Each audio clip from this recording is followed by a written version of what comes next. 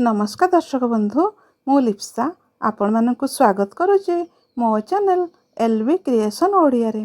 आज आपण मानक पई नहीं आसीचे एक सुंदर कहानी। ताले चलंतु सुनिबा ए कहानीटी को।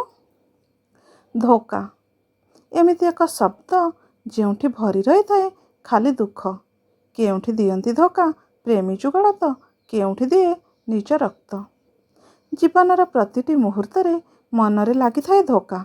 ए मनुष्य माने भावंती खाली प्रेमी जुगड़ दियंती धोका, किंतु से माने देखंती देखु थांती अंगे अंगे भोगु थांती हेले जानी पारंती नाही तांको निज लोक तांको दियंती जेउ सक्त धोका। गोटे जंगल रे दुईटी कपत थिले, जणे कपत राजा आउ जणे कपत राणी। दिने जंगल रे बुलाबुली करू करू दुहे साक्षात होई गले। मन मिशीगला। सेमाने गोटिए जगार रहिले। सेमाने परस्पर को बहुत भल पाइले। गोटिए गछरे बसा बांधी एकाठी रहिले। प्रत्येक दिन सकाळ हेले निज निजर कामरे बाहरी जाती, संध्या हेले निज बसा को फेरी आसती। दिने संध्यारे बुलाबुली सारी दुहे निज बसारे पहुँचिले। सुख दुख हेउ हेउ कपत राजा कहिला, आमे दुई जण एते दिन हेलाणी सांग होई रहिलेनी। तमे जदि वर्तमान मते छाड़ी अलगा रहिबा पई चाहिबो मु तम बिना रही पारिबिनी। कपत राणी कहिला, मु मध्य तमको छाड़ी रही पारिबिनी। कपत राजा कहिला, तमे जदि उडी पळाइबो मु कौन करिबी। कपत राणी कहिला, तमे कौन मते अटकाई पारिबनी। कपत राजा कहिला, मु तुम शरीर को अटकाई पारिबी, किंतु तम मन को कौन मु अटकाई पारिबी। आज मते भल लागिला मो पाखरे रहिल, काली हुए तो आउ किए भल लागिबो तुमे ता पाखको पळाई जाई पार। ए कथा सुनी कपत राणी कांदी पकाइला। से भावना रे विहोलित होई गला एवं कपत राजा को कहिला, कौन करिबी कुह। कपत राजा कहिला, तुमे एमिति किछि कर जेमिति तमे मते छाड़िकी जाई परिबो नाही। सेमाने दुहे दुहींको प्रेम रे एते पागल होई जाइतिले केही काहारी को छाड़िबा को प्रस्तुत नथिले, किंतु सेमाने जानि नथिले एही प्रेम रे बेले बेले केते कष्ट पाइबा को पड़े। कपत राणी कहिला, मु तमको मोर जीवन ठारू मध्य अधिक भल पाए। ठीक अछि, मु मोर गोटिए डेणा भांगी दउछि, जहा फलरे मु आउ कुआडे मध्य जाई पारिबी नाही। सबुबेले एही जागारे बसी रहिबी। एही डाल को छाड़ी कुआडे हेले जिबी नाही। कपत राजा कहिला, ठीक अछि, आजि ठारू तमे एही डाल रे ही बसी रहिबो। तमर उड़ीबार आवश्यकता नाही। मु बाहर को जिबी, बुलाबुली करे खाद्य संग्रह करी आनिबी।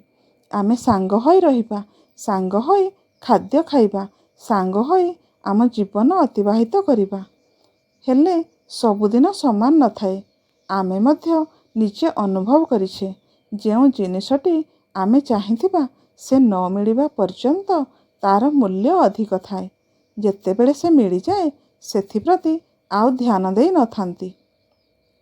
किछि दिन चलीगला। सेमाने सेही डालरे बसी थांती। हठात जोरे झड़ बात्या आसिला। पवनर बेग एते अधिक थिला जे सेमाने बंचिबा कष्टकर होई गला। बात्यारे गछ सबु भांगी जाउछि। वर्षा पवन बहुत जोरे हेउछि। छोट चढ़ई दुईटी कौन बा करिवे। कपत राणी भाबुछि, मु तो तम पाई मो डेणा भांगी देइछि, वर्तमान कौन बा करि पारिबी।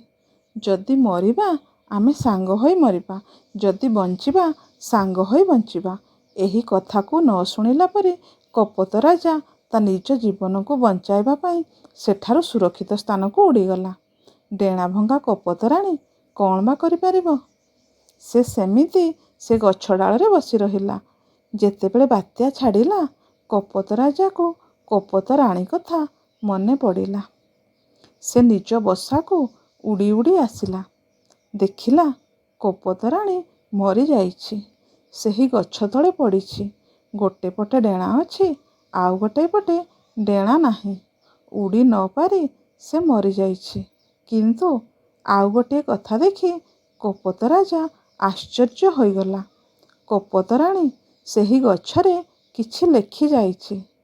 ତାକୁ ଯେତେବେଳେ ପଢ଼ିଲା ତା ଆଖିରୁ ଲୁହ ଝରି ପଡ଼ିଲା। କପୋତରାଣୀ ଲେଖିଦେଇ ଯାଇଛି, ମୁଁ ବାତ୍ୟାରେ ମରିନି, ମୁଁ ପବନରେ ମରିନି, ମୁଁ ଝଡ଼ରେ ମରିନି, ମୁଁ ଝଡ଼ ଆସିଲା ପୂର୍ବରୁ ମରିଯାଇଛି। କପୋତ ରାଜା ଆଶ୍ଚର୍ଯ୍ୟ ହେଲା, କହିଲା, ପବନରେ ମରିନି, ଝଡ଼ରେ ମରିନି, କେମିତି ମରିଗଲା? ତା ତଳକୁ କପୋତରାଣୀ ଲେଖିଛି, ଯଦି ଥରେ ମୋତେ କହିଥାନ୍ତ, ଯେତେ ବି ପବନ ଆସୁ, ଯେତେ ବି ଝଡ଼ ଆସୁ, ମୁଁ ତୁମକୁ ଛାଡ଼ି ଯିବିନି। ମୁଁ ତୁମକୁ ଜବରଦସ୍ତି ବିଦା କରି ଦେଇଥାନ୍ତି। କାରଣ ମୁଁ ପଛେ ମରିଯାଏ, କିନ୍ତୁ ତୁମକୁ ବଞ୍ଚାଇଥାନ୍ତି। ମୁଁ ସେତିକି ତୁମକୁ ଭଲ ପାଏ। କିନ୍ତୁ ତୁମେ କ'ଣ କଲ? ପବନ ଆସିବା ମାତ୍ରେ ହିଁ ମୋତେ ଛାଡ଼ି ଚାଲିଗଲ। ତୁମେ ଚାଲିଗଲା ପରେ ମୁଁ ଭାବିଲି, ଯାହା ପାଇଁ ଡେଣା ଭାଙ୍ଗି ଦେଇଥିଲି, ଯାହାକୁ ମୁଁ ଏତେ ଭଲ ପାଉଥିଲି, ତାକୁ ବିଶ୍ୱାସ କରି ଗୋଟିଏ ପକ୍ଷୀର ସବୁଠାରୁ ମହତ୍ତ୍ୱପୂର୍ଣ୍ଣ ଅଙ୍ଗ ହେଉଛି ଡେଣା, ତାକୁ ଭାଙ୍ଗିଦେଲି। ହେଲେ ତମେ କ'ଣ କଲ? ତମେ ମୋତେ ଏ ଅବସ୍ଥାରେ ଛାଡ଼ି ଚାଲିଗଲ। ତୁମେ ତୁମ ପ୍ରକୃତ ଭଲ ପାଇବାର ରୂପକୁ ଦେଖାଇଦେଲ, ଯାହାକୁ କେବେ ବିଶ୍ୱାସ କରାଯାଇ ପାରିବ ନାହିଁ। ଆଉ ସେ ଦୁଃଖକୁ ମୁଁ ସହି ନ ପାରି ମରିଯାଇଛି। କପୋତ ରାଜାର ଆଖିରୁ ଟପ୍ ଟପ୍ ଲୁହ ଝରି ଆସିଲା। ବହୁତ ଅନୁତାପ କଲା। ମୁଁ କ'ଣ କରିଦେଲି ଭାବି ବହୁତ କାନ୍ଦିଲା। ସେ ସବୁବେଳେ ଅନୁତାପ କଲା। ସବୁବେଳେ ଗୋଟିଏ ଜିନିଷ ତା ମନରେ ଆସିଲା, ମୁଁ ପ୍ରକୃତ ବନ୍ଧୁ ହୋଇପାରିଲିନି, ପ୍ରକୃତ ଜୀବନସାଥୀଟିଏ ହୋଇପାରିଲିନି। ମୁଁ ତାକୁ ଧୋକା ଦେଲି। ଏହି କଥା ତାର ଜୀବନ ସାରା ମନେ ରହିଲା। ଆଉ ବହୁତ ଅନୁତାପ ମଧ୍ୟ କଲା। ତେଣୁ କଥାଟିକୁ ମନେ ରଖିବା, ଏ ଦୁନିଆରେ ସମସ୍ତଙ୍କ ସହିତ ଭଲ ସମ୍ପର୍କ ରଖିବା ଭଲ କଥା। ସାଙ୍ଗ ହେବା ଭଲ କଥା। ସାଙ୍ଗ ହୋଇ କିଛି କାମ କରିବା ଭଲ କଥା। କିନ୍ତୁ ଥରେ ଚିନ୍ତନ କରନ୍ତୁ, ଏ ବ୍ୟକ୍ତି ସେସବୁ ପାଇଁ ଯୋଗ୍ୟ ତ?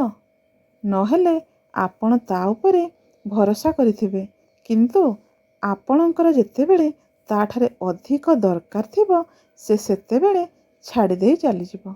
ସେଥିପାଇଁ କେହି ଆପଣଙ୍କ ସହିତ ଅଧିକ ଯୋଡ଼ି ହୋଇ ଯଦି ରହିଲା, ଆଗ ଭାବନ୍ତୁ, ଚିନ୍ତା କରନ୍ତୁ, ଏ ଲୋକ କାହିଁକି ଆପଣଙ୍କ ସହିତ ଯୋଡ଼ି ହୋଇ ରହିଲା? ତା ନିଜ ସ୍ୱାର୍ଥ ପାଇଁ ନା ଆଉ କ'ଣ ପାଇଁ? ନିଜ ଭାବନାକୁ ଆୟତ୍ତରେ ରଖନ୍ତୁ। ଆଉ ଗୋଟିଏ କଥା ମନେ ରଖିବା, ଯଦି ଆପଣଙ୍କୁ କେହି ଭରସା କରିଛି, ତା ଭରସାକୁ କେବେ ହେଲେ ଭାଙ୍ଗନ୍ତୁ ନାହିଁ। ଦର୍ଶକ ବନ୍ଧୁ, କାହାଣୀଟି କିପରି ଲାଗିଲା କମେଣ୍ଟ କରି ଜଣାଇବେ। ଯଦି ଭଲ ଲାଗିଲା ଗୋଟିଏ ଲାଇକ୍ କରି ସାଙ୍ଗମାନଙ୍କୁ ସେୟାର କରିଦେବେ ଏବଂ ମୋ ଚ୍ୟାନେଲଟିକୁ ସବସ୍କ୍ରାଇବ୍ କରି ବେଲ୍ ବଟନଟିକୁ ଦବାଇ ଦିଅନ୍ତୁ, ଯାହାଫଳରେ ମୋର ନୂଆ ନୂଆ କାହାଣୀ ସର୍ବପ୍ରଥମେ ଆପଣମାନଙ୍କ ପାଖରେ ପହଞ୍ଚି ପାରିବ। ଆଜି ପାଇଁ ଏଇଠି ରହିଲି। ପୁଣି ଦେଖା ହେବ ଆଉ ଗୋଟେ ନୂଆ କାହାଣୀ ସହିତ। ରହିଲି। Bye bye.